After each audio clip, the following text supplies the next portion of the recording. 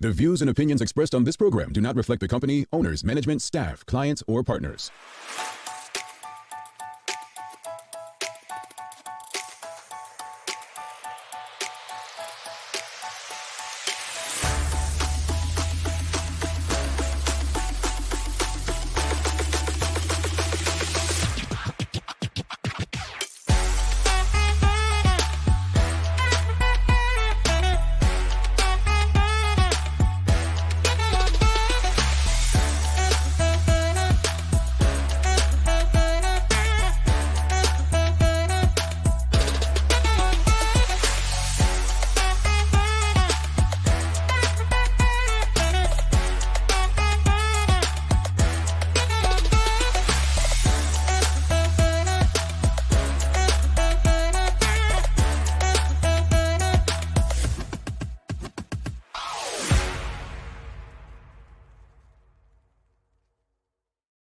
It's Tuesday, the 23rd day of July, 2024. Welcome to Bermuda's Daily Talk Show. It's the Daily Hour brought to you by the BAC Group of Companies, Medical House, Lindo's, and People's Pharmacy. I'm Jamel Hartman. How's everyone feeling on this wonderful Tuesday morning?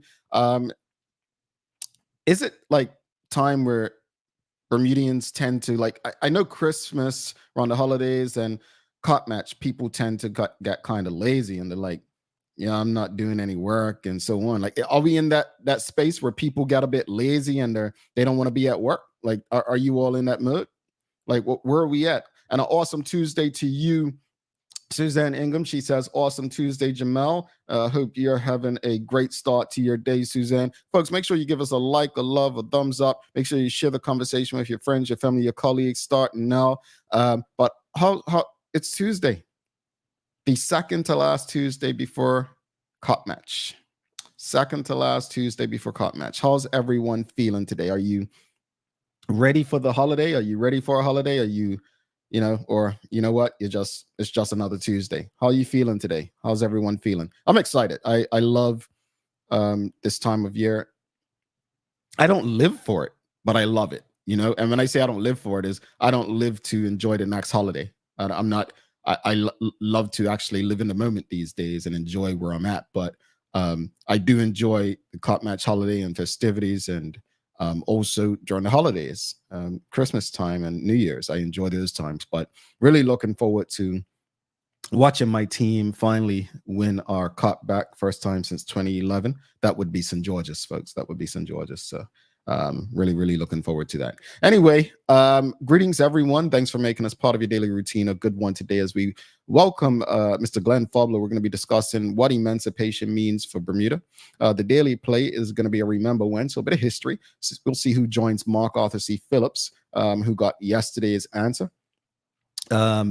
And then don't forget to subscribe. Honestly, audience, please, if you haven't already, or if you think you haven't, just make sure you subscribe on our website, thedailyhour.com. Follow us on all of our social media channels to stay up to date with all that we have going on. Help us grow beyond the mic as we do our part to continue to improve our community. Rashida Godwin says, good morning, TDH family. Looking forward to the Somerset victory. Oh, please, no profanity on this show this early, you folks. The S word, no. Suzanne Ingham says, feeling forever true to the blue and blue. Yeah, we're folks, wrap your colors today in the audience. Who are you rocking with? St. George's or Somerset? Who are you rocking with? Let us know who your cot match team is. Who are you rocking with? St. George or Somerset? I'm going to say on the show, actually, we're outnumbered. So the guys, Larry, Phil, and myself for St. George. Teo doesn't count because he was a flip-flopper for so long, right? So he's going to be St. George, even though I think he flipped and flopped over to Somerset. But all the ladies, Mia and Sherry and Sandra, they're all Somerset fans. And it's just strange because they're okay people. I'm not going to say they're great people. I stopped short of that. They're okay people. I just don't know how great people make such poor decisions, but they're Somerset. And then Maya is neutral. Maya's neutral. So, she uses the good side of her brain. She's not on that Somerset side, at least. Carla Franklin, she looks like she is St. George. We appreciate you. And Michelle White, that looks like St. George. I'm happy to see that we're outnumbering the Somerset fans these days. I am happy to see that. All right, let's jump into today's conversation, though, folks. Got a question this morning. So as shared yesterday during the news break and been all over social media the last 2 to 3 days, the president of the United States, Joe Biden, has withdrawn from the upcoming presidential election, and he endorsed his colleague and VP, Vice President Kamala Harris. Now, why is that interesting for us? Well, one of the reasons, now I had said this, many people had said this before the first debate with former President Donald Trump, is that Joe Biden should have stepped down, or the Democrats should have replaced him because they don't believe he's fit for office. It wasn't until that debate where people said, you know what? He's got to go. Like, he has to step down. He doesn't have a chance of winning. So that brings us to Bermuda. Props to Bermuda Youth Connect. I believe they were really pushing for a debate leading up to the last election. But had it not been for that debate with Joe Biden and Donald Trump, I don't think the push to get him out would have been as loud as it was, right? So the question of the morning is very simple. What are your thoughts on Bermudian politicians having political debates? Now, again, in my opinion, it was the political debate between Donald Trump and Joe Biden that led to Joe Biden eventually withdrawing from the presidential race. What might it expose in Bermuda if we had political debates? So what are your thoughts on Bermudian politicians having political debates? What are your thoughts on that? And yes or no, before you give a full explanation, would political debates help you decide who to vote for? Like, do you feel like they would hold weight in Bermuda? If you saw two politicians, and notice I'm not saying leaders, it could be two people from either side. It could be two backbenchers. It could be two chair people of the parties. It doesn't necessarily have to be the leaders. But would political debates in Bermuda help you decide who to vote for? Would they help you decide who to vote for? Or is your mind, and I'll use myself as an example. I'm not like most people. I don't need a politician to come on my doorstep to decide whether I'm going to vote for them or not. My decision is based on how I'm living, right? So if they can tell me all they want, they can show me, like, advertise, show me campaigns. Oh, this is what we're doing. This is what we've done. I don't care for any of that. I don't. My vote will be based on how I'm able to live, based on the legislation and policies that you have put forth, that you have passed. So political debates are more or less, sad to say this, but they're entertainment.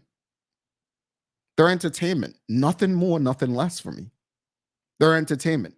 But others feel differently. So again, the question of the morning is, what are your thoughts on Bermudian politicians having political debates? What are your thoughts on Bermudian politicians having political debates? And would political debates help you decide who to vote for? Would political debates help you decide who to vote for? Yes or no? Michelle White says no. She says no. Political debates won't help her decide who to vote for. WKD Lama also says no, pointless. It just proves how well they can communicate. Nothing about ideas, solutions, character, or experience. Interesting. Well, let's look at the U.S. real quickly, though. Let's look at the U.S., right? So again, I said that they're more entertainment than anything. But the latest debate in the United States actually exposed something different. It exposed that many people did not feel like Joe Biden should continue as the candidate for the Democratic Party, right? So it may expose something. It may give us clarity like, hey, this person's not fit to serve for the people of Bermuda, right? It could prove to be something of need. But I get your point, because I use David Brett, for instance. Many people see David Brett as a great orator. Like, they think he's a great speaker. right? And a debate gives an opportunity for someone who's great at speaking. It gives them the opportunity to look good, right? But looking good and doing good are not one and the same. But what are your thoughts on Bermudian politicians having political debates? Again, I know Bermuda Youth Connect were pushing for it last time. I know that the Honorable Mark Bean wanted to debate the Premier, the Honorable David Burt, but the Premier wasn't interested. He said he will only debate, if I'm not mistaken, those who could make up the government, which honestly told me that David Burt loves to be in rooms where he's the smartest and loves to be in rooms where he can dominate and be in charge. I don't think he felt that way about Mark Bean. But he was happy to debate Craig Cannonier, who was the leader of the One Bermuda Alliance at the time. So what are your thoughts, audience? Are there any politicians or former politicians tuned in who would welcome debates, who would enjoy being on the debate stage? What are your thoughts? What do you think?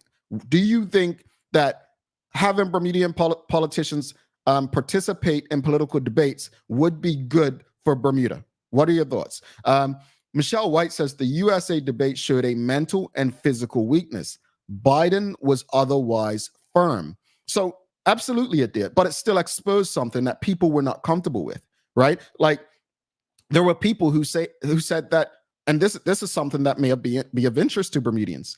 There were people who were saying that Donald Trump lied over and over again, right? Now, this will give the opportunity for the media in Bermuda to do fact checks on the government as they're speaking during these debates, right? So it wasn't just the fact that Joe Biden was seen as not fit, right? Or mentally or physically weak. It was also the fact that, Donald Trump was seen as not telling the truth. What are your thoughts, though, audience? What are your thoughts? Do you think Bermudian politicians having political debates is a good thing? Like, what are your thoughts? Do you think that we should be heading that way? Do you believe that, we're finally into that space where we need to have live televised debates? Let's be honest. Most Bermudians, most people do not listen to the House of Assembly or the Senate sittings. For the most part, they capture news clips, right? They capture news clips, whether it's in the Royal Gazette or BBC or sometimes even on the Daily Hour. But most people don't follow entire conversations or debates in Bermuda. Do us a favor, folks, if you've just tuned in, give us a thumbs up, a love, a like, whatever platform you're on. Make sure you share this conversation with your friends, your family, your colleagues. So what are your thoughts on Bermudian politicians having political debates? Suzanne Ingham, she says, I think political debates would be entertaining, although I absolutely hate politics. Yes, Jamel, it would definitely be entertaining. So no. Yeah, again, for me, they're just entertainment. But I know some people would love to see politicians answer questions on the spot, no preparation. They feel like that's how they'll get the truth. That they feel that's their way to the truth.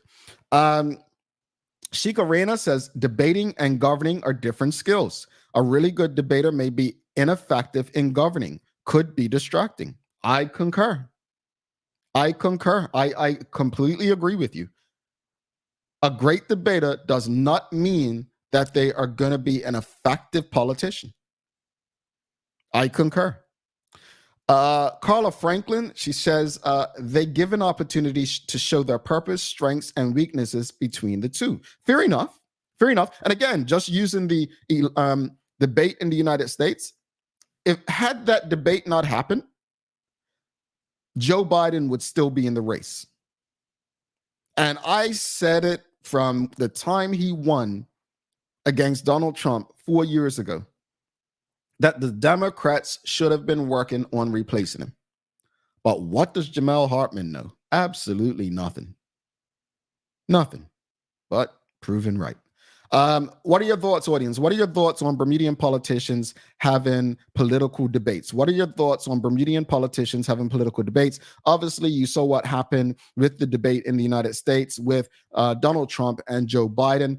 After that debate, there were calls for Mr. Biden to step aside and let someone else be the candidate for the Democratic Party. Charles H. Jeffers II, he says, I think a debate in the recent C10 by-election would have been interesting to see if Sir John would have been able to debunk the idea that he was too old. Sir John would have been up against Senator Lindsey Simmons, and Robert someone. That would have been interesting. That would have been interesting. I'm not quite sure it would have been as entertaining. And again, I don't think badly or poorly about either of the candidates. I don't know Mr. Robert. I don't remember his last name. Sorry. I don't know the gentleman who won for the One Bermuda Alliance. I've met Senator Lindsey Simmons. I think she means well, right? And Sir John is just an elder statesman. But I think it would have been interesting because they seem to represent three completely different things. Their values seem to be so far from each other. So I agree with you, Charles. It would have definitely been interesting. I see, again, I think debates are entertaining. I don't think they define who governs best. I don't think they define who governs best. What are your thoughts, though, audience? What are your thoughts on Bermudian politicians having political debates? Do you welcome them? Do you think they'll be helpful? Or do you think, nope, it'll just be a waste of money and resources? But what are your thoughts? Like, is this a space that Bermuda should be entertaining in, that we should be asking our politicians to be open to? Renee Simmons says, it would be something to look forward to. A debate can give us some indication of one's political ideology, one's character, and their own views would be for better Bermuda and how to achieve. Okay. I see points on both sides. I get it from both sides. I completely I don't think we should be dismissing either side. I think both make sense. Personally, I think that it wouldn't harm us to have some debates. But I just don't want it to be an exercise just to do it. It has to be done effectively. Like, you need the right moderators, right? Maybe a Ciola Wilson. Who would moderate it? I'd say Ciola Wilson. I'd probably say Trevor. I would say Foster Skelton. Gary Foster Skelton. I think he would do well there as well. I think Jonathan Bell would do well, but I think having the right people there. I think Maya, obviously representing a different generation, to ask questions. I think it's about having the right people there asking the questions for a debate. So I'm not opposed to it. I just don't want it to be pointless and some form of comedy that, or a circus that we don't want. Robert King, that's the name of the gentleman who won. Thank you, guys. Michael Daniel says, what about the man in the street from both sides debating? I don't get it. What does that even mean? Charles H. Jeffers II says, I don't think words define one's character, only actions. Okay. So, and that's to the point of the debate giving us some indication of someone's character. I see your point, Charles. Look, I say it all the time, in life and in politics, words are words. Words are words. It's what do you do with those words? How do you play on those words? I'm going to be honest with you. I would love to see a debate with David Byrd and Mark Bean. I would love to see that. I think the country deserves to see that. I think Jerian Richardson is very astute. I think he can hold his own. And I would love to see him in a debate with David Byrd. I don't think that they're that far apart. Now, I haven't spent as much time with Jerian Richardson as the others. I think Mark Bean is brilliant. I think he is a different kind of thinker than David Burke. I think Jaron Richardson has very localized experiences that shape his conscience and consciousness. But I think having all three on a podium, and let's not forget Sir John and maybe independents. There was a time on the Republican and Democrat stages, you had like 15, 20 candidates up there answering questions. I welcome it. If Bermudians are to benefit, I welcome it. I do. All right. What are your thoughts on Bermudian politicians having political debates? Rashida Godwin says, sadly, it's a circus and one of the greatest shows on earth. Oh, that defines a lot of our politics. Mark Arthur C. Phillips, he says, maybe debating for the younger generation would be a way for them to choose who they would vote for. Fair enough. Yeah, fair enough. All right, we're going to take, it's time for the Daily Hour news break, folks. Then we have Mr. Glenn Fubler coming up. Mr. Fubler, we'll be talking about emancipation, emancipation, what it means for Bermuda. Obviously, the first day of Cop Match since 1999, recognized as Emancipation Day. So looking forward to the conversation with Mr. Fubler. If you've ever seen some of his pieces in the Royal Gazette, some of the most informative and helpful. And for those of us who didn't have the benefit of learning so many things in school, Mr. Fubler is a great person to share information. So really looking forward to the conversation with Mr. Fubler. But let's go to the Daily Hour news break first. And then he'll be with us after that. But folks, if you haven't already, just do us a favor. It costs you nothing. Give us a love, a like. Make sure you share the conversation with your friends, your family, your colleagues. And yeah, we'll be back after the Daily Hour news break.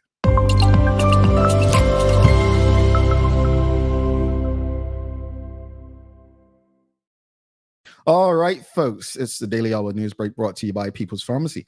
First, we've got some interesting police news to share with you. On Saturday, July 20th, 2024, police, along with the Department of Customs and other stakeholders, conducted a joint operation at LF Wade International Airport. A 58-year-old Mexican national was arrested at LF Wade International Airport for money laundering offenses after he was found in possession of a large quantity of cash. He was also arrested in relation to investigations into other outstanding matters. The Bermuda Police Service Financial Crime Unit, assisted by the Tactical Division Gang Targeting and Drugs Units, later executed Proceeds of Crime Act search warrants at residences in Devonshire and Paget. More than $17,000 in cash was seized and 2 persons arrested. The team also seized a quantity of controlled drugs and several high-value items suspected to be the proceeds of criminal conduct. Detective Superintendent Sharon Joseph of the Crime Division stated, laundering the proceeds of criminal conduct can cause significant social and economic harm to our community by fueling organized crime networks. We will continue to work with our partners at LF Wade International Airport to detect, disrupt, and dismantle money laundering operations. The BPS Specialist Investigations Department continues investigations into these matters. No further information will be provided at this time. All right, and in other news, as Maya reported previously, we did lose 2 young men to gun violence at Fort Scar a couple weeks ago, and they'll be having a fundraiser in these young men's honor. On Sunday, July 28th, the Hermitage Road community will be holding a fundraiser to assist the families who have been recently affected by the loss of Eamon Robinson and Razai Garland. There will be a codfish and potato breakfast, only $20 at Elliott Primary School in Hermitage Road, Devonshire. That's on Sunday, the 28th of July, beginning at 8 a.m. All righty. And folks, if you haven't already, well, Bermuda Trivia, the 3rd episode is now live. Have you watched an episode of Bermuda Trivia, the game show yet? Well, episode 3 is now available. It is the final episode of the Cup Match edition, so check it out with Patrina O'Connor-Painter, aka Power Girl, and her latest contestant, Jonathan Dill. See if he wins big. Catch it on bcgtv.com. Subscribe today. Cup Match is here. Don't forget, this coming Saturday, it's Cup Match Selection Night. Both St. George's and Somerset will be making public who their teams are going to be for the annual classic this year. So Cup Match Selection Night, held for the first time last year, will be taking place again this year. Cup Match is here. Do not miss the second annual Cup Match Selection Night coverage coming up this Saturday at 8 p.m. Bermuda on bcgtv.com. Catch the crew as they head out to the grounds to engage the players, the officials, and find out who makes each Cup Match team this year. You don't want to miss it. This Saturday, July 27th at 8 p.m., coverage begins on bcgtv.com. Subscribe today. All right, make sure you subscribe on bcgtv.com. You don't want to miss Cup Match Selection Night or Bermuda Trivia. Folks, I'm not sure what the weather's like, so do us a favor. Put your toe outside, give a sniff, and let us know what's the temperature and whether or not it's going to rain today. That's your Daily Hour News Break. We're going to take a quick break. We'll be back with Glenn Fubler. We're talking about what emancipation means for Bermuda. Stick with us. Don't go anywhere.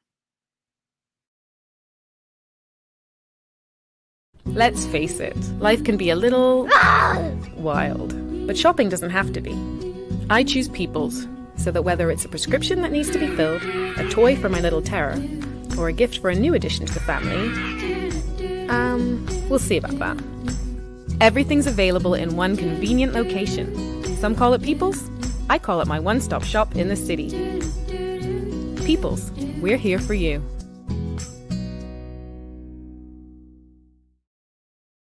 Welcome to the new bulk store, Lindo's Next Level. Wake up in the morning with enough coffee to keep you running throughout the entire day. Your pet at home deserves the best. Stock up on dog food to keep your puppy happy. Need a quick, tasty lunch at home? Your chicken nuggets will be jumping right out of the freezer. What's a movie night without popcorn? You can never have too much. Lindo's Next Level. Why go anyplace else? It took 14 days to build your business plan. 6 months to build the courage to leave your day job.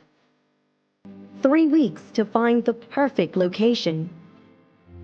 It took 10 days to outfit your space just right. And 1 day before your first client walked in the door. All totaled, it took you a full year to get your business operational. And this is just the beginning. To the entrepreneurs, the risk takers, the people that shape our economic community, we salute you and are here for you every step of the way. BEDC, providing knowledgeable, progressive, professional, and innovative support to Bermuda businesses. Summer is almost here. Dive into the season with dog floats and dog pools. Enjoy 20% off West Paul's dog floating toys and shop our life jackets for safety in the water this summer. Get all your summer needs before the holidays and events begin. Don't forget to stock up on poo bags and check out Dicky Bags, the poo bag holder that locks in the smell until you can dispose of it. Remember, even dogs need sunblock, so visit Noah's Ark today, Bermuda's most trusted animal supply store for all your summer essentials, and ask us about our rewards program. Alrighty, welcome back to the big show. I'm Jamel Hartman. It's the Daily Hour brought to you by the BAC Group of Companies, Medicals, Lindos, and People's Pharmacy. Please don't forget to subscribe on our website. Follow us on all of our social media channels to stay up to date with all that we have going on. Help us grow beyond the mic as we do our part to continue to improve our community. Without further ado, let's bring in our guest for the day. We've got Mr. Glenn Fubler. It's his first time on the show. Let's give him a warm TDH welcome. Oops, not that one. Sorry. Giving him some Cup Match love. Morning, sir. How are you? Morning, Jamel. How you doing? Wonderful, wonderful. Good. Just see the message I sent you backstage. Just come down a bit. Come down. Yep, just all right. There you go. Don't want to cut your head off. Not too much. Right. Okay. Good. Up a bit. Up a bit? Yep. There. Yeah, that's good. That's good. Yeah. Okay. All right. Well, welcome to the show. How are you? All right, fine, Jamal. Good. Yeah, I spoke of you because I was hoping that the audience kind of knew your name from some of the pieces that you've written, but also some of the things that you've been involved in. But for the audience's sake, just tell people a bit about yourself and your background. My background, for the most part, I've been an educator historically. I was a teacher at Berkeley Institute for at least 20 years. I also taught at places like Warwick Academy and the Bermuda College. I then went on. Actually, I worked with your late mom, Darlene, at the Labor Department, our Labor Relations Officer. But of all those years, I've always been passionate about the legacy of Bermuda and its transformative potential and community. For several decades, I've been very active in the community generally. Indeed, and we appreciate it. Trust me, it's definitely appreciated. But let's jump into emancipation, because this is dear to me. As people know, when it comes to cop match, I remember many years ago, probably about 10, 12 years ago, I printed the Emancipation Act, and at our cop match camp at the field, we have it on our door to enter our camp. But what does emancipation mean for Bermuda? Well, that term emancipation was the term used when the law was passed that abolished slavery back in 1833 that law was passed. And but it took a year to take effect.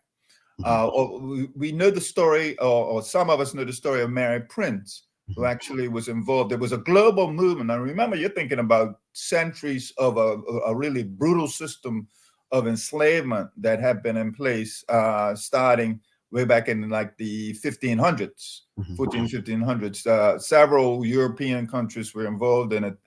Portugal, Spain, Britain, Great Britain, the Germans had to some extent, and Bermuda was, of course, one of the spaces where in 1619, I think, where the first enslaved people came into Bermuda, people of African descent that were required and forced and were treated actually like property, basically.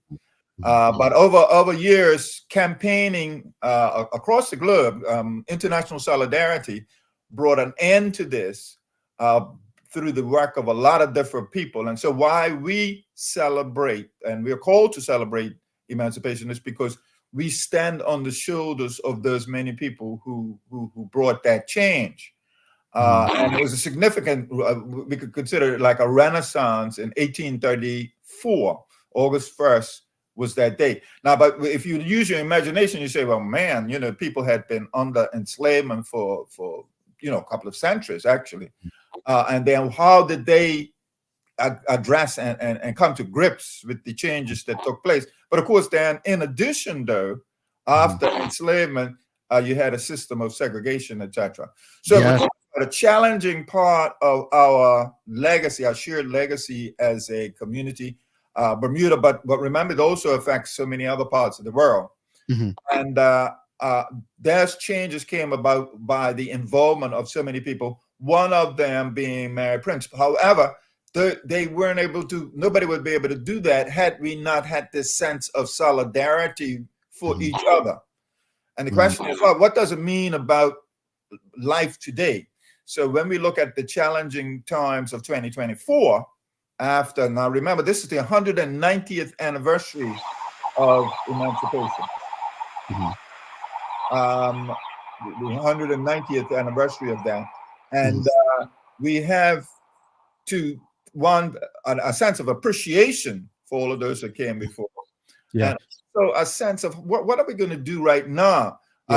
Marley put it very simply and talked about emancipating our minds. Well, let me stop you there, audience. If you have any questions or comments, Mr. Fubler, send them through. We'll get through as many questions and comments. I want to touch on something because you mentioned 1833 didn't come into effect to 1834. One of the things that the sound doesn't sound too good from my side. I don't know how it is from up that side. Yeah, something's happening on your end over there. I think maybe if you sign up and sign back in. Leave the studio. So what do I do? Just leave the studio. Then how do I sign up? Go. Down bottom, you should be able to hit leave studio. Okay. And then come back in.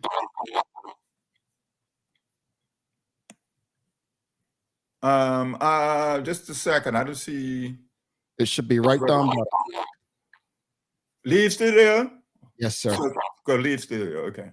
Leave. And then stay in. Can I go to stay in studio? No, leave studio, then you can come back in after. There you go. Audience, this is why we do. You can always tell the shows where we have quality checks and the ones we don't. We didn't have one today. You can always tell. But thank you for that. Charles says that my former teacher at the Barclay Institute, my apologies, sir. Gee, Charles, you just aged Mr. Fubler. You just aged him. Wow, what's that about, Charles? I mean, I'm not going to call you out about your age, but yeah. Thank you, Derek Hendrickson said we got some weird feedback. Yeah, hopefully he can return. It's technology. This is why it's so important to do things before you come live. But interestingly enough, 1833 is when the Slavery Abolition Act was passed by Britain's House of Parliament, which was outlawed. It outlawed the practice of enslavement and in Britain and most of its colonies. On August 1st, 1834, that's a year later, it came into effect. And that's what Mr. Fubler was saying. It ushered in a new era, not just in Bermuda, but throughout the world, and collectively affected. This is the interesting part. Wait for it. And this is in the United States as well. Slave owners, right?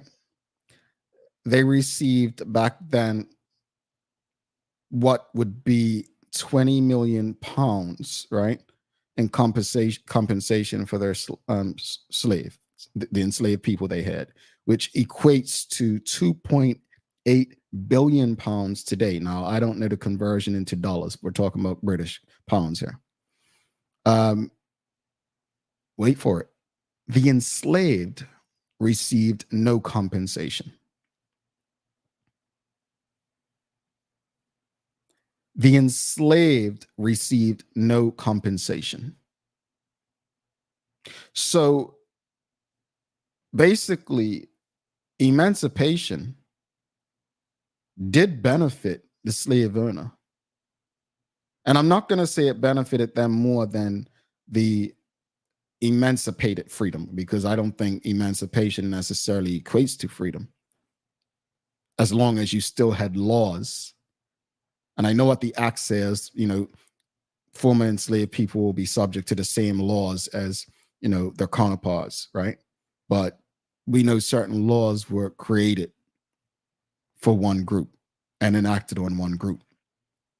But the fact that the slave owners were paid crazy amounts of money and the enslaved received nothing. Now, keep in mind, folks, those slave owners who were paid all that money, think about Bermuda context. These are your banks, maybe insurance companies. These people became your judges, your politicians. So in actual fact, while emancipated, you were not free, because you still had to go to them for all of your needs. Think about that. Rashida Godwin says emancipation still did not entirely free the enslaved. It was more of a social freedom, but with much restrictions and not equality or equity provided. The enslaved received medals at emancipation. It's crazy. It's weird. Derek Hendrickson, there you go. He says, what a way to kick off generational wealth. So when Black people speak of 400 years of slavery, when Black people speak of the inequities and inequalities, it's not necessarily victim mentality in that respect. It's reality. It's reality. And I think where we've been stuck is, how do we change this? Rashida Godwin says Britain's enslavement debt was paid off in 2015. You know, 2015 wasn't even 10 years ago. That was not even 10 years ago. But think of some of the businesses and companies that exist today that were built, that were funded off of the money given to these people because they can no longer treat fellow humans like property. And they complain that, oh, well, if we don't have them, then our businesses would vanish. Think about this. Think about this. Charles H. Jefferson II says, I also heard that those who receive compensation needed a place to hold their money. And that's why banks like BNTB were started. Oh, I've heard those stories. I've heard stories. I'll say this much.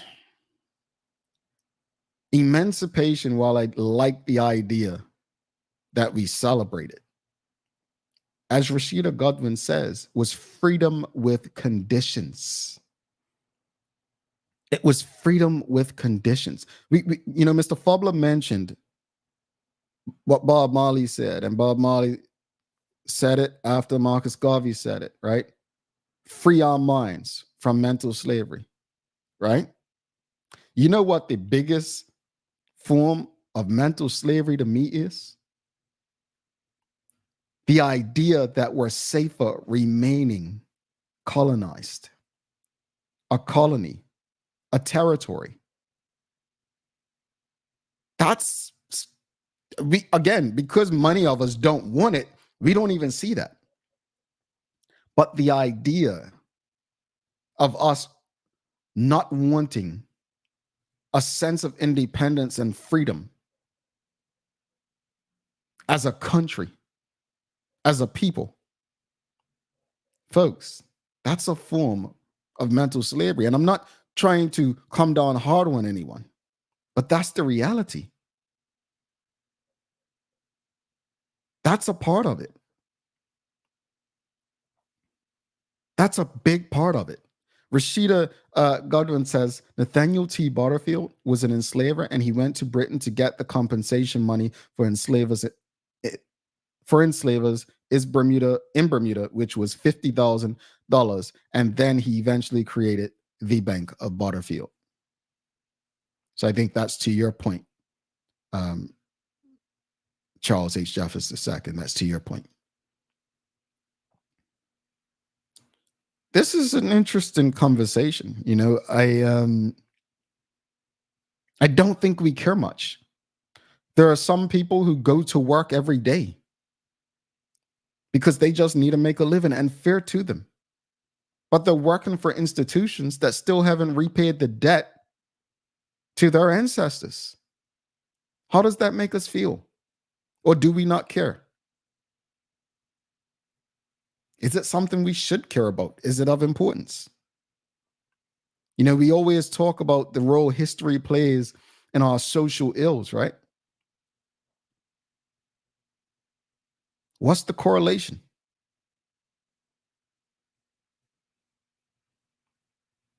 Black people who were enslaved had to start from nothing. And yes, some Black people back then, they went and bought property and grew their own crops. They found a way, but most still had to start from nothing. They did. I want us to celebrate emancipation, but as I said last year, it doesn't stop with that. We want true freedom. We want real freedom. Emancipation is not freedom. It's a step. But as Rashida Godwin said, with conditions. When will we lose the fear of achieving true freedom? We're going to bring Mr. Fubler back in a second. Give us a second. But Rashida Godwin says Bermuda is still a colony of Britain, and to date, no reparations have ever been given to the descendants of the enslaved. Britain hasn't apologized for their involvement in enslavement either. We're getting somewhere, Derek Hendrickson. Derek Hendrickson says neither was integration. Yeah. Let's bring Mr. Fubler back into the conversation, and we'll get back to the act. Mr. Fubler, are you with us? Yes, I'm with you. Can you hear me? Yes, sir. No feedback. We are good. So while you were gone, I was just continuing the conversation, as you mentioned, the Abolition Act of in 1883. The act was passed, but didn't come into effect until 1834. But right. Mr. Fubler, one of the concerns, and we've been discussing it, is when eventually on August 1st, it came into effect, the slave owners received compensation. Yeah. Reparation. Yeah. Right. And as Rashida just said, the enslaved to date have not received reparations. How does this impact us celebrating or being happy about emancipation or freedom? Well, but the world's never perfect, right? Mm-hmm. And that what that shows is there's still work to be done. Let's put it that way, that there's still a lot of work to be done with reference to going forward and drawing from the circumstances that we came out of. Mm-hmm. Now, in some ways, like for instance, just on a personal level, mm-hmm. the conversation about reparation actually is a conversation that hasn't been strongly taking place in communities over the centuries. I imagine at the early end that came to light, but a lot of people hadn't been talking about that, hadn't been considering reparations. So it actually, that conversation's just been around for, I would say, the last maybe 10, 12 years in places like the Caribbean. That conversation is happening much more strongly than necessarily in Bermuda. But it's something that we need to do and say. So as we look back, and that's why you will see me very active in talking about looking at history. But we look at history not from a standpoint of romanticism of our history, but to draw from how we can live better today. Mm-hmm. And so the conversation around reparations is relatively, I would say, relatively new. Mm-hmm. in many ways, but it's a part of the conversation that needs to happen. Period. So as we celebrate, and what I hear in her question or comment is that, can we afford to just forget about the past? No, we celebrate and we identify, we appreciate mm-hmm. the work that happened before, and now we say, well, what can we do today? And I think that's what we're all asked to do. The current generations are asked, what can we do today? Indeed. And speaking of that, why is emancipation something to be celebrated? And how much further do we have to go to achieve true freedom? While you were out just now, before you answer that, I was just saying that you mentioned earlier that mm-hmm. Bob Marley told us, and Marcus Garvey said it, we need to free our minds, right?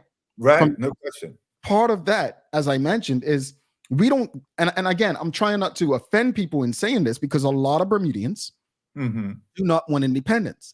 But the fact that we believe our safety is dependent on remaining a colony, that's a part of mental slavery.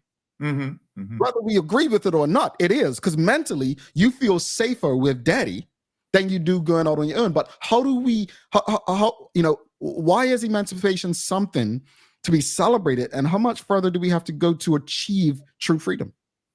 Well, that's a part that we have to really dig down and have those conversations about.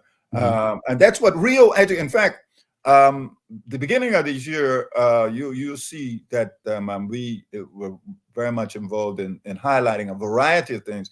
And in January the 15th or so, which mm-hmm. was Martin Luther King's 90th birthday, it would have been his 90th birthday, we had an event at City Hall. Mm-hmm. And in our celebrating, our theme for that was always learning.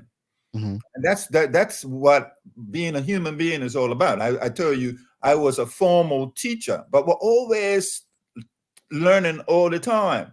Mm-hmm. And you look around the world, take a look at the world, just a glimpse on your media feeds, etc., and see what kind of craziness is going on right now. But if we understand, and that's where the wisdom of the past comes, has been telling us that those who have been most wise are those who recognize that we're always learning, we're always in that mode. And so no matter what, and so it's not about quote unquote taking a position or here or looking at that person's position of over there. But if we appreciate that we're always learning, then what we do is take this present moment, and say, well, look, what can I draw from the past? What can I look at right now to make for a better life currently and going forward? And I think that's the kind of approach, that's the attitude that we need to adopt, or that we're correct. Now we could say, well, no, I ain't gonna worry about that. I ain't gonna think about anything. We could take that attitude. But however, we know that we're always learning. Then we get in there and we can do the sorts of things, and that's why these reflections are so important. So we think, well, hey, it's 190 years since emancipation.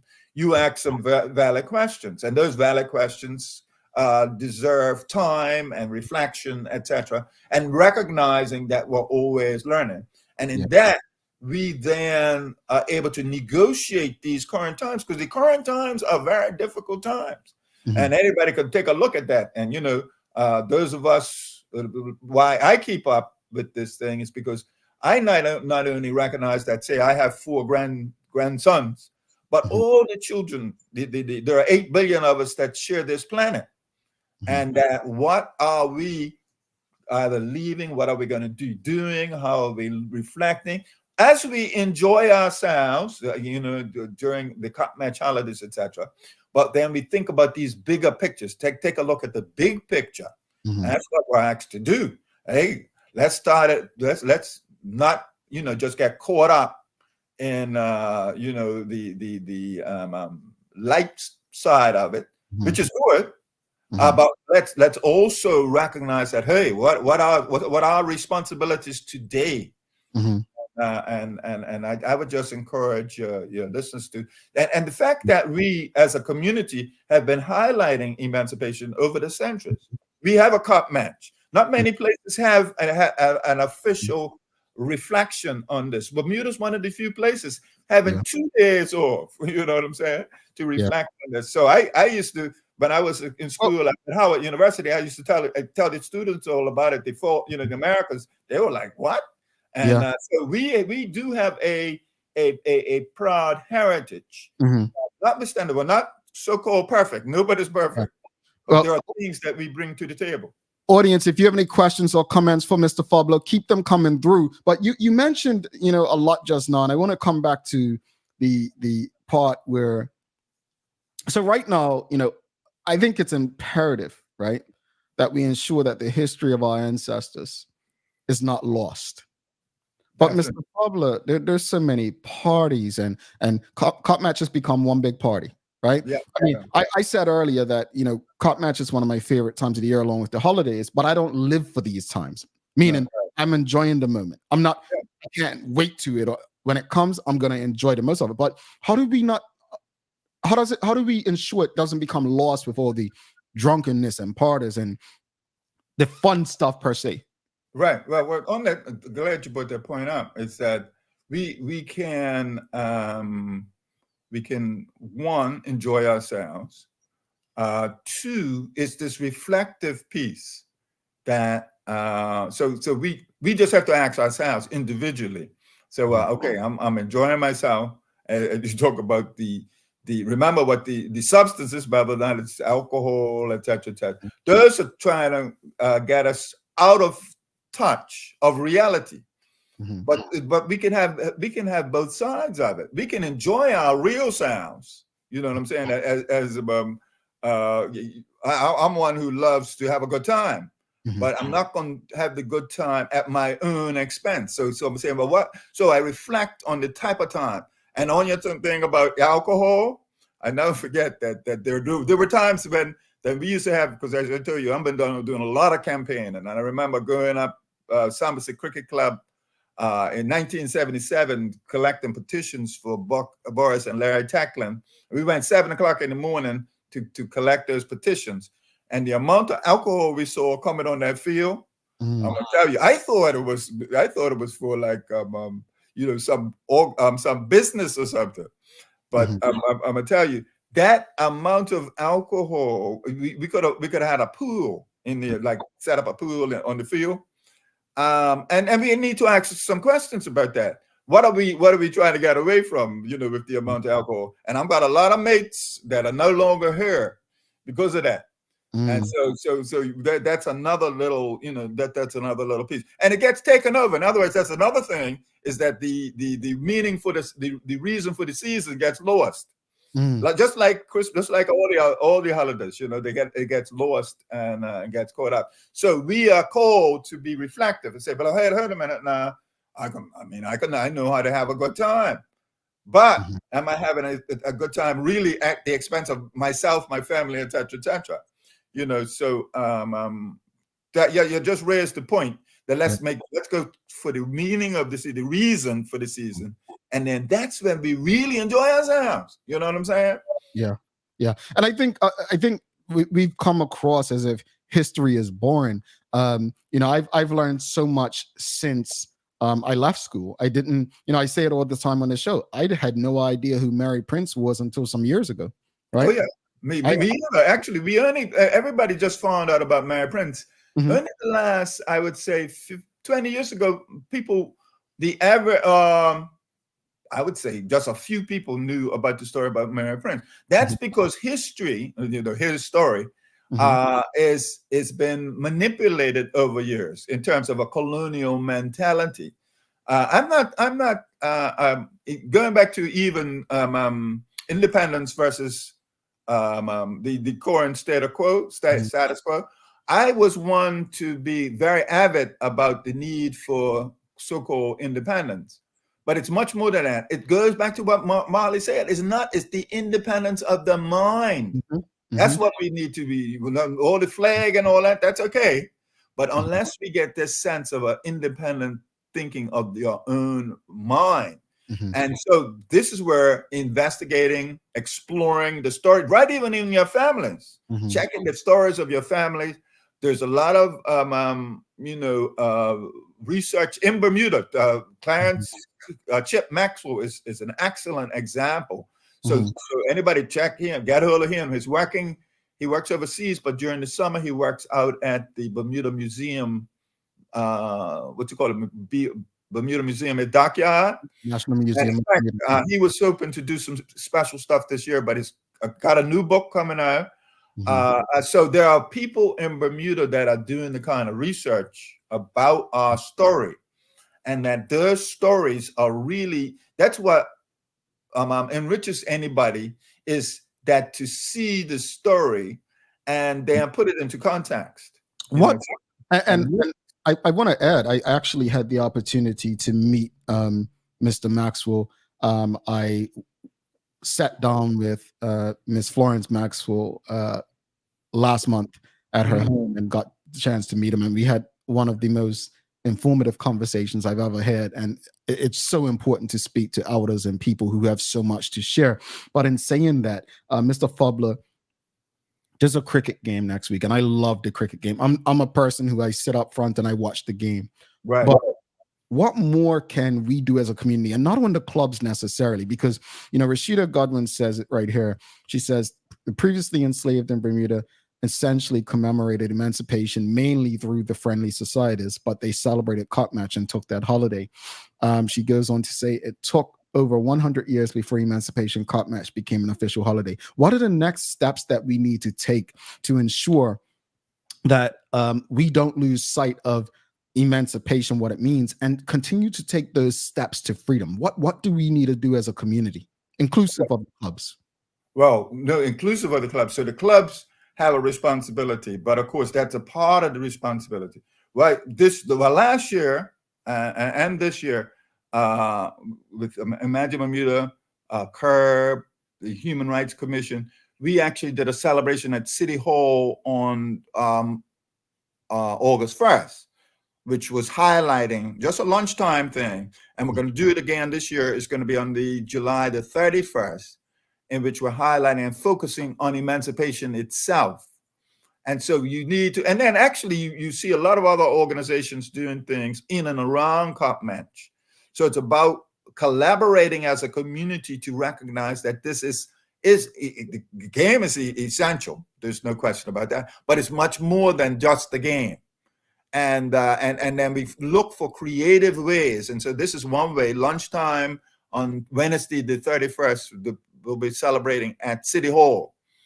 That's going to be one aspect of it. There are other organizations that, as I said, have been doing things and are doing things in that light. And so we as a community and with our families, I mean, people could be telling stories back in the day, in their families, what they did in and around Cop Match and sharing that with the generations coming up, et cetera, et cetera. So those are the sorts of things that we know it's a reflective time. And as we said, we don't want to, you want to enjoy yourselves, but let's do it in a reasonable way. That part is very essential to be reflective about how we, celebrate. And then access these stories, accessing those stories. And I think, like, for instance, the sister who has the Titan, Titan, right? That's Rashida there, yeah. Now she does a wonderful, thing for families, etc. So there are a variety of ways how we can maintain and actually build and deepen. But also, as you said, we got to get it within the schools too, much deeper. So we're working with people like Nikisha Hodep, who's the social studies specialist at the Ministry of Education. She's really doing a lot of work in that regard and really trying to get that part going in a very positive way. So and then things like your program, so you can your platform and other platforms like this here take some time out to have these meaningful reflections, because those of us from the older generation, that's why you see me out there so active, is to make sure the stories get shared, and so people can look at that bigger context and know that we stand on the shoulders of so many people, and appreciation, that whole piece about appreciating from whence we came. Yeah. Rosalind Famous, she's writing, maybe one solution would be to expand our reflection on emancipation and decolonization to beyond 2 days of the year. But people like yourself do kind of do that work, right?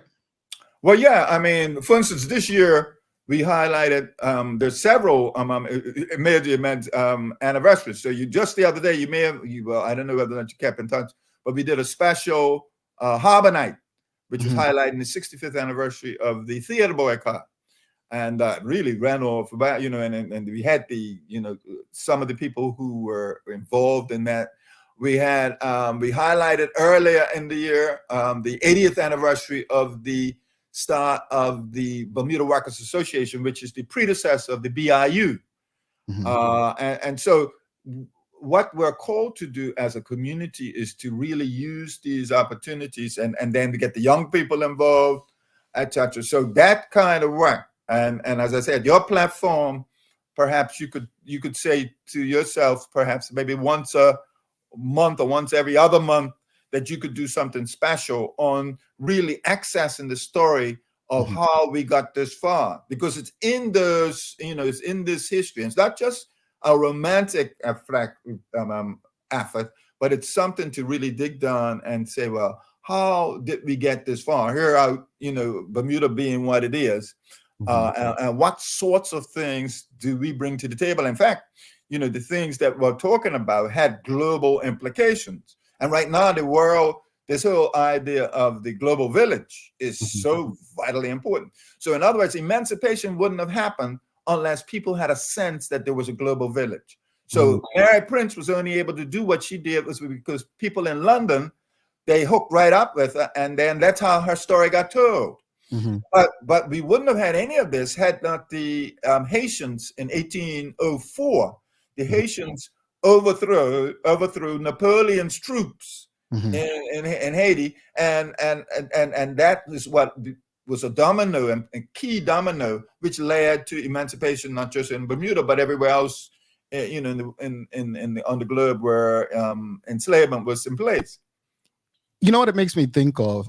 You know, I saw Rashida mention it, and you've mentioned it today as well about 190 years, right? And remember, in the United States, only recently, over probably the last 5 years since George Yeah. Floyd, have people been reminded of Juneteenth, which is Yeah. an official holiday in some places, right?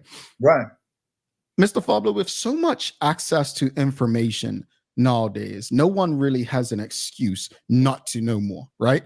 Right. Even though they, certain people go through lengths to hide stuff from us. But as Derek Hendrickson's asking right here, where can we find the stories? Where can people go to learn more about history and this long road to freedom that we're still on? Right. Well, there are sources. Now, for instance, our library, the library, contact the Bermuda Library. They got some staff down there that have their ear to the ground in this regard. So, and then they will actually do things for you. Like if you have a specific question, you send it into the Bermuda Library, then you can get something, and that begins your. Now, remember, you are the one in charge, though. We have to think in what we have to access our own sense of empowerment on all of this. And so, as you said, if we did, but the library is a very important point of reference in that regard. And then at the museum, the National Museum, I told you how Clarence Maxwell has a role at that space. So his here over the summers, between June and August, somewhere there, you'll be able to leave a message for him up there. He does some tremendous work, especially on this issue of Haiti.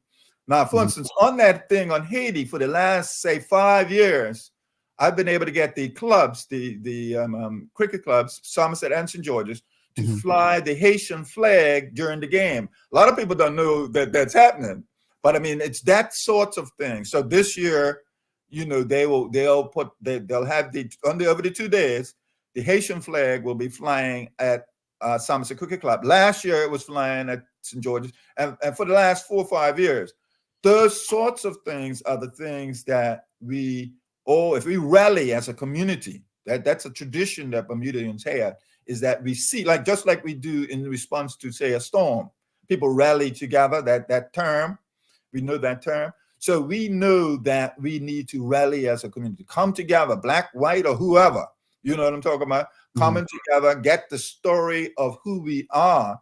Because, for instance, another thing, as an example, is that just after 6 months after emancipation, Bermudians, there was a ship that came into Bermuda called the Enterprise. So I want people to check the library about the story of the Enterprise. But I'll give you the nutshell, is that on that ship, there were 78 enslaved people from the U.S. Remember, Bermuda got emancipation in 1834. The U.S. didn't get emancipation until the 1860s, after the Civil War. And this is where the Juneteenth comes in. They got it much later on this Juneteenth. And but in Bermuda, when the ship got blown by a storm into Bermuda waters down to Bowers Park, local people from the Friendly Society and local people rallied together and took the matter to court in February of 1835. So next year we'll be observing this anniversary. And the court, the judge, the Chief Justice ruled that these people could remain in Bermuda. They could be emancipated. And Bermudians did that. So it was an example. 6 months after they had, had the chains removed, they acted to take the lives, to help the lives. And 73 people were left in Bermuda because one family decided to go back to the U.S. But 73, so people will, like, for instance, the Butterfields, I know is one family. There are a few different families that trace their history back to that story. But it shows you the kind of perspective that in this little small Bermuda, that people, took this action to bring about liberation. So they recognized that hey, we're all got, like Marley said, if we emancipate our minds, hey, let's get going. Yeah.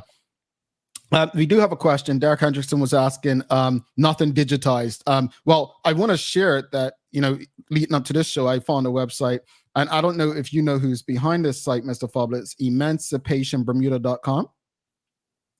It may be, it could be the museum in St. George's, I think. Okay. Remember, there's a museum in St. George's? I think they may have a platform, yeah.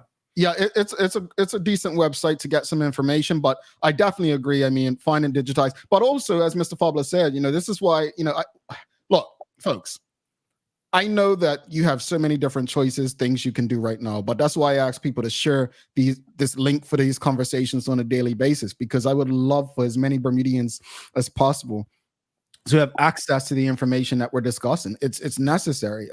I think, the correlation between our social ills and our history is there.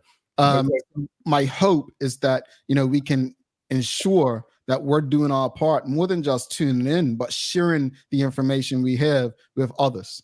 How is that you?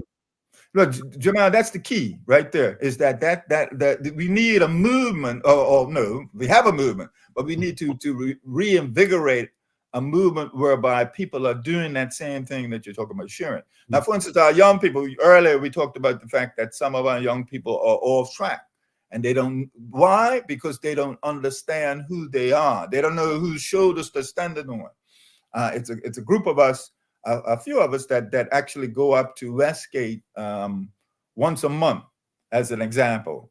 And we share these type of stories, and not just this, but we talk about a variety of things. But a part of it, we often get into where people are interested in, about the history. So wherever we can, and especially in our neighborhoods and through our organizations like our clubs being a forum, a space in which people can share with younger generation, etc. So that's what we're called to do, get active in our community. That is right there, is how are we operating as a community. That's the essential piece. And when we really operate as a community, then we build those things about appreciation for those on whose shoulders we stand from before, and the like.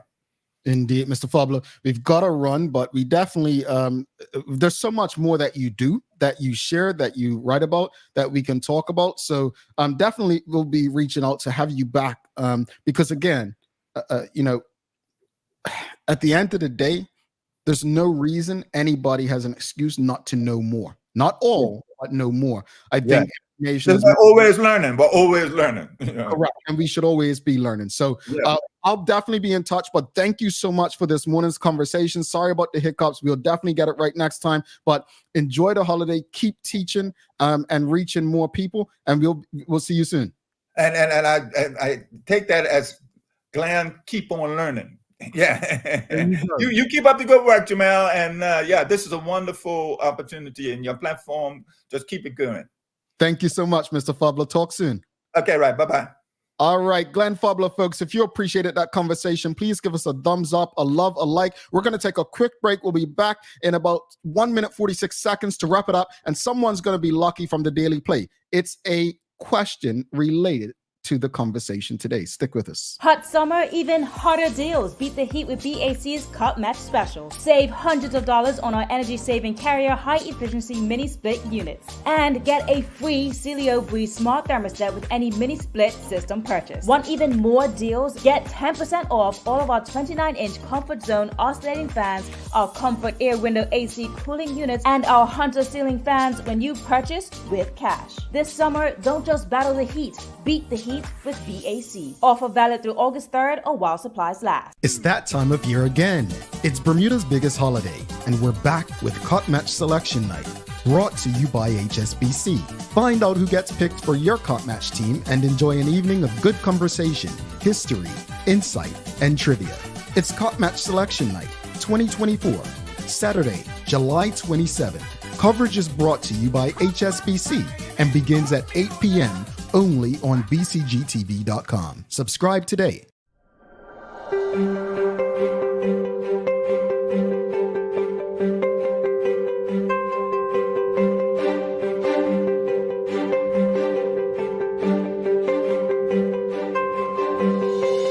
Take a look at our workwear for construction workers and tradesmen. Durable, stretchable in all the right places, and plenty of options for tools and accessories. Paired with our wide range of tough and comfortable footwear, you can't go wrong. As you can see, Medical House really is a one-stop shop for everybody. We can't wait to see you. See it all at our new expanded location on Bakery Lane. Alrighty, welcome back. Thanks again to Mr. Fubler for stopping by today. And thanks again to the BAC group of companies, Medical House Lindos, and People's Pharmacy for ensuring we can do this with you on a regular basis. Agreed, Rosalind Famous, who says, great conversation. Honestly, I just wish more people, look, I go on X, I see Instagram. We live in a very materialistic society where everything's partying, drinking, fun. I'm not saying don't have fun. I have a lot of fun. I have a lot of fun doing nothing, sitting on my couch watching football. I have a lot of lazy days. I just want to ensure that we all understand that we have access to information that can help us in life. And conversations like today are just that. So let's keep spreading it. Again, as I ask you to share it with your friends and family, is sharing it because no one should have an excuse not to know what we all should know. All right, it's time for the Daily Play, brought to you by Bermuda Trivia. Bermuda Trivia, the game show, episode 3, released last night. It's the final episode of the Cup Match edition. Make sure you tune into bcgtv.com to watch the episode. The game is actually available at stores throughout Bermuda. So follow Bermuda Trivia on Facebook, Instagram, X, and TikTok to find out why it's Bermuda's favorite trivia game. All right, it's a remember when today, folks. Here we go.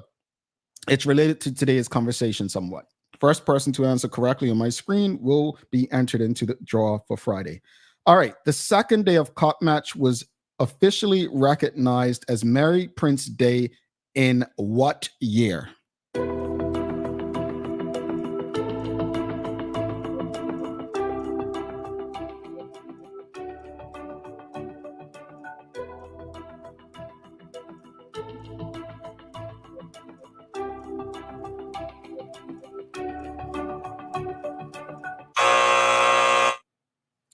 Ay, ay, ay. It's not 2019, Rosalind Famous. Close, but no cigar. It's a trick question, kind of. And I'll tell you why it's a trick question. All right. The second day of Cup Match was officially recognized as Mary Prince Day in 2020. Although there was no game due to the pandemic, it was the first year Bermuda officially recognized the second day of Cup Match as Mary Prince Day. Yeah, it was 2020. So no one got today. No one joins Mark. But in saying that, just wrap up today in regards to political debates. Do I think they'll be helpful for Bermuda? I'm in between. I do think Bermudians who would love to see a debate should get their debate. They should get to see how each person seeking their vote is able to perform under pressure. Does it define how they'll govern? Absolutely not. But it's another side of them. As far as the conversation with Mr. Fubler, I'll repeat, I think that these conversations are probably some of the most important we'll have in our community. I just hope that we attract more people to these conversations. Do we need to take these conversations to the bars, to the cricket games, to the football games, to the parties, on the boats? I don't know. What I do know is that we need to ensure as many people as possible in our community have access to these community conversations. All right. I've got to give you a daily inspiration, don't I? Here we go. Here's your daily inspiration. I can't pronounce that name, so I can't pronounce that name either. So a little impatience will spoil great plans. Chinese proverb. That's your daily inspiration for the day. Folks, don't forget to subscribe on our website. Follow us on all of our social media channels to stay up to date with all that we have going on. Help us grow beyond the mic as we do our part to continue to improve our community. Thanks again to our partners, the BAC Group of Companies, Medical House Lindos, and People's Pharmacy for ensuring that we can do this with you on a daily basis. As always, we appreciate you, we love you, and we thank you for making us part of your daily routine. If all goes well, we'll be back to do this again with you tomorrow. I'm Jamal Hartman. Please do make it a safe and a great day. We are out. Peace.